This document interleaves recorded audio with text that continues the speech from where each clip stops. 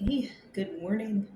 I went out this morning to the store to quickly go ahead and grab a bagel. So I am dressed pretty casual today, but I was kind of going for a fun summer, like bohemian type outfit today. But I wanted to go ahead and record a quick video. So, the topic that I want to talk about today is not new.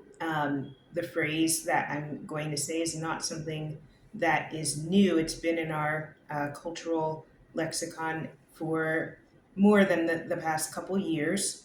Um, but I do want to talk about it in the context of sabbaticals. So I want to go ahead and talk about the concept of rest being resistance. And this isn't, again, a new concept. It's something that has been talked about a lot, especially in minority communities for a lot of Black women because of obviously the legacy of slavery and forced labor.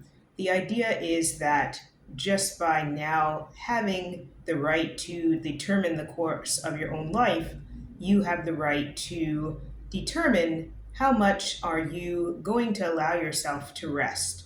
Um, and most of us are very lucky. We do have that right. We do have that ability to carve out periods of rest and reflection for ourselves. And that was a privilege that many of our ancestors, they may not have had. So whether they were people of color or whether they were just, very much in poverty and had to work continually with no break, but a lot of us have moved on from that where we are not, we're not as tied to those things as our ancestors for matters, of survival. So most of us have some autonomy where we are able to carve out some amount of rest for ourselves. Now, again, the amount of rest that we can give ourselves, that does vary from person to person.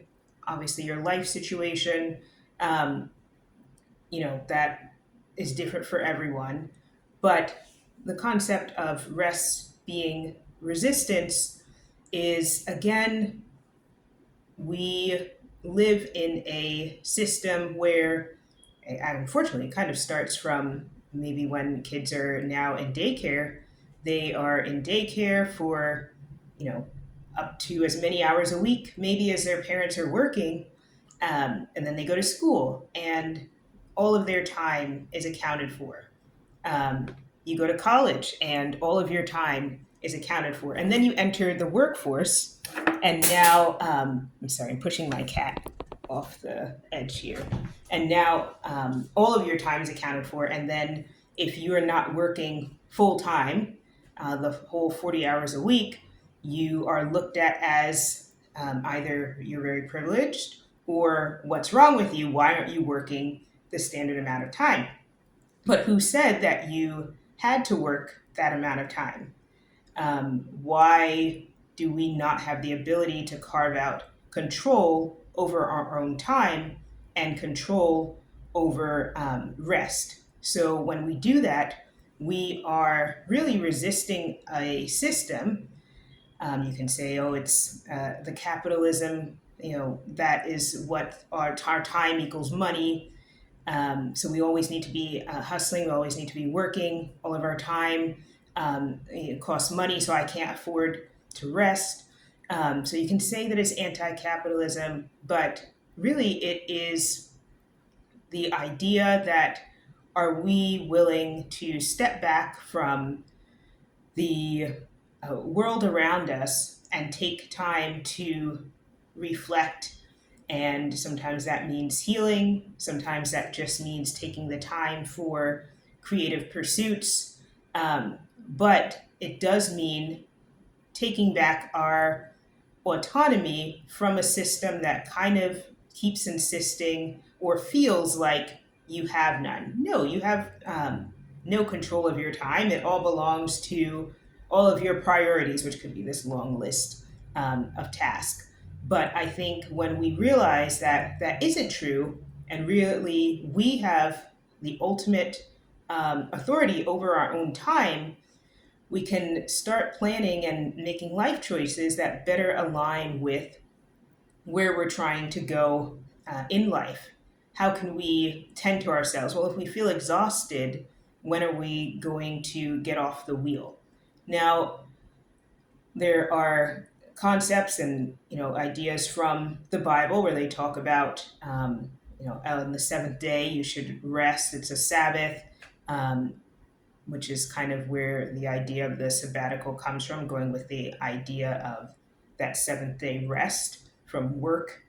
Um, but again, I think going back to how our culture is now, we are very disconnected from natural rhythms of time and rest.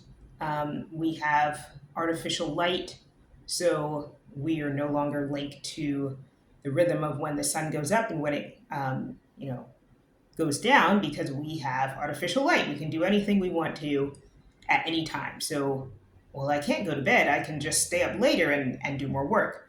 Um, Maybe before we could only grow certain things in certain areas certain times of the year, so very seasonal, very regional produce.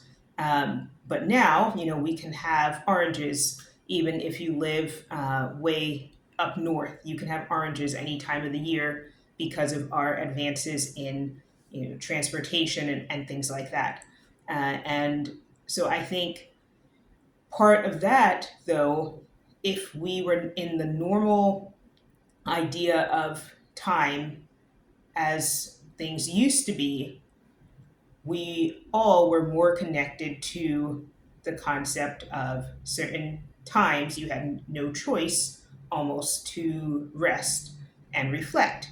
The sun goes down at 5 p.m. in the winter. Well, now it's time for you to slow down and reflect. But again, with all these advances in technology and we are kind of disconnected from that. So all day, we have learned to bypass all those natural cycles of rest, and we are just going, going, going all the time.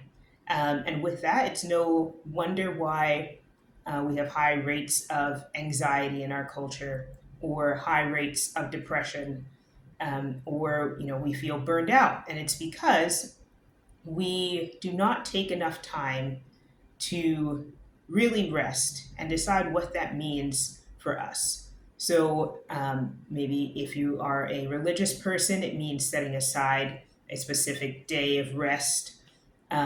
If you are a non religious person, or more privately religious, I should say, um, maybe it means just taking time to go to a area that you feel has spiritual value for you. I enjoy going to um, some of the prayer labyrinths near my house and walking them around, especially when I feel stressed. But yeah, we have those rights to determine rest for ourselves, to use our autonomy. And I think sabbaticals reflect that idea, and they represent a major form of, I don't want to say, they do represent a big chunk of resistance against the established system of go, go, go, go, because it means that you are taking a intentional time to rest and reflect and putting yourself first rather than the cultural system that we have going of our hustle culture. So taking a sabbatical is not necessarily for the faint of heart, although everyone usually wants more rest. But it really does take a focused mind to say, this is what I'm going to do. I'm going to step back from all the responsibilities that are thrown at me, especially in the area of work. And I'm just going to take time to, breathe and see what comes. And it is a more, I think, when you start to look at life from that angle by pulling back a bit, it does return us to the more natural flow of life that we were in for much of human history.